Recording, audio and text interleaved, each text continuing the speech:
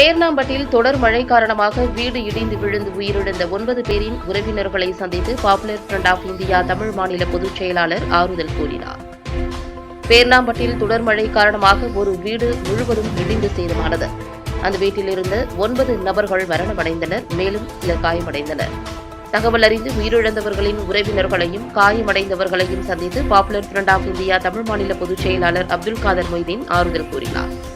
தொடர்ந்து popular front of இந்தியாவின் தமிழ் மாநில பொதுச் செயலாளர் முஹைதீன் அப்துல் காதர் பத்திரிகையாளர்களை சந்தித்தபோது, மலட்டாறு தூர் வாராத காரணத்தினால் நீர் செல்லும் அனைத்து பாதைகளும் முடங்கியதன் காரணமாக அப்பகுதி குடியிருப்புகளில் நீர் புகுந்தது. இதனால் ஆஜிசியா வீதியில் 2 குடும்பங்களைச் சேர்ந்த 9 நபர்கள் சம்பவ இடத்திலேயே மரணமடைந்தனர்.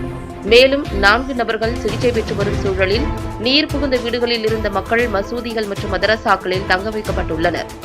துப்புரவு பணியாளர்களை காணவில்லை. தொற்றுநோய் பரவாமல் தடுப்பதற்கான சுகாதாரத்துறையையும் காணவில்லை.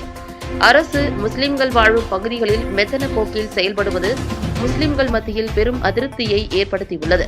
ஆகவே அரசு உடனடியாக போர்க்கால அடிப்படையில் பேர்ணாம்பட்டு நகராட்சியில் உள்ள அனைத்து வாய்க்கால்களையும் தூர்வாரி சரி செய்து நீரை உடனே வெளியேற்ற வேண்டும். அதேபோன்று சுகாதாரத்துறை தொற்றுநோய் பரவாமல் தூய்மை பணியை உடனே தொடங்க வேண்டும்.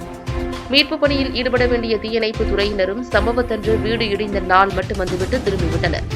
அவர்களுடைய பணியை முழுமையாக தொடர வேண்டும் என்ற கோரிக்கையை முன்வைத்தார். அதேபோன்று மலட்டாறு தூர் வாரப்பட வேண்டும் என்ற கோரிக்கையையும் அவர் முன்வைத்தார்.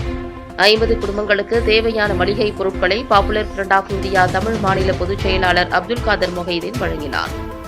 இந்த சந்திப்பின் போது பாப்புலர் ஃப்ரண்ட் ஆஃப் இந்தியாவின் தமிழ் மாநில பொதுச் செயலாளர் மொய்தீன் அப்துல் காதர், சென்னை மண்டல தலைவர் டாக்டர் மௌலானா ஆபிருதீன் மன்பயி, திருப்பத்தூர் மாவட்ட தலைவர் அபு தாகிர், பேர்ணாம்பட்டு நகர தலைவர் யாசின், நகர செயலாளர் ஆஷிக் அகமது மற்றும் SDPI கட்சியின் வேலூர் மாவட்ட செயலாளர் முக்தியர் அகமது ஆகியோர் உடனிருந்தனர்.